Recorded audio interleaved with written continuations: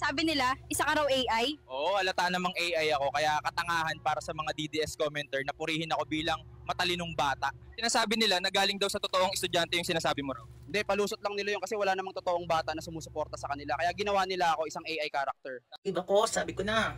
Di ba ko? Di ba to? Yung sinasabi ng mundo eh.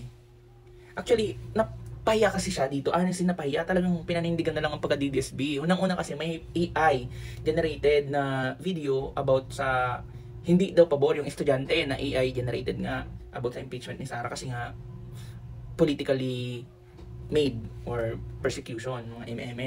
So ngayon, si Bato shinare naman yan. Tapos yung nagkaulihan na, napahiya siya kasi nga, di ba, ba't may share yun?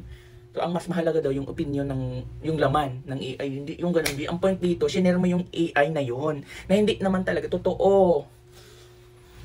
Totoong sinabi ng bata. Gusto mo lang makuha yung simpatya na naman ng mga estudyante. Mag-isip ka, ang laki ng bungo mo, mag-isip. Diba?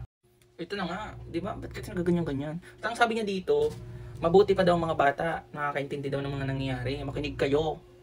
Diyos ko, makinig kayo. Kami pa talaga, be. Huwag mo kaming ano-ano dito. So, ito yung pinost niya. Talaga ang dami-dami bing nag-react, be. Dami nag-hahaha. Kasi ganyan kababa ang intelligence ng ating mga senador. Di ba? Bakit kaya ganyan?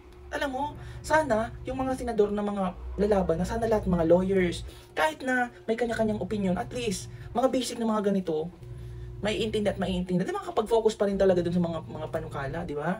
Pero pag mga ganyan, mga simpleng bagay, nagiging big deal because, ba to? Senador? Ba to?